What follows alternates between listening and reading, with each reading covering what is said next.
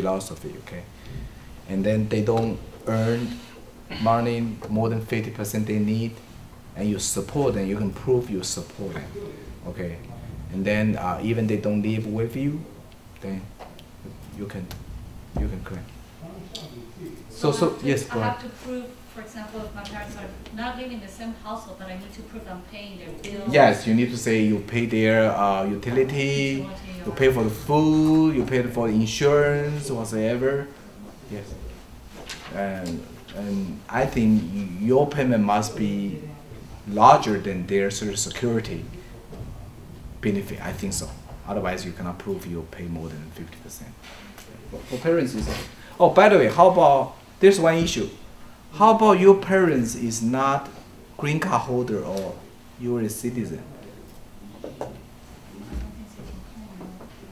Because we talk about this issue before. Because in our community, this is very popular. Your parents just come visit you, and of course usually they cannot stay there long. But for any reason they stay here more than a year, and you really support them, everything. Can you do it?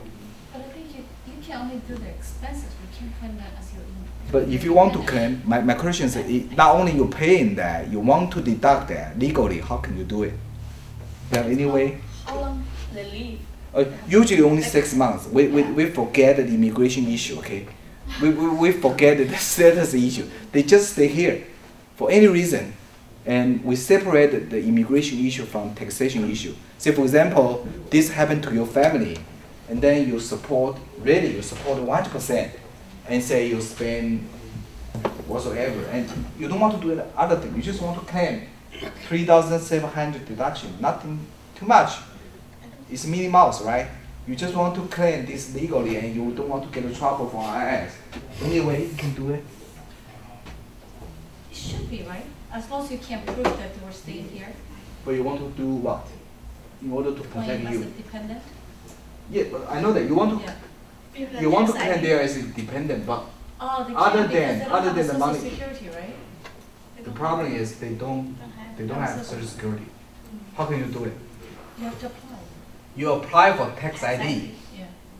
By the way, everybody, the tax ID is not issued by Social Security. It's very funny. Okay, Social Security number is issued by Social Security. It's not from IRS, but IRS try to facilitate, encourage people to pay tax. So even though for those people they don't have the status here, as long as you provide a legitimate reason, the IRS will issue tax ID, and the tax ID is eventually the same digits like Social Security number, 3, 2, 4. But you need to provide a very legitimate reason. You need to provide why. Otherwise, the IRS will not easily give away the tax ID.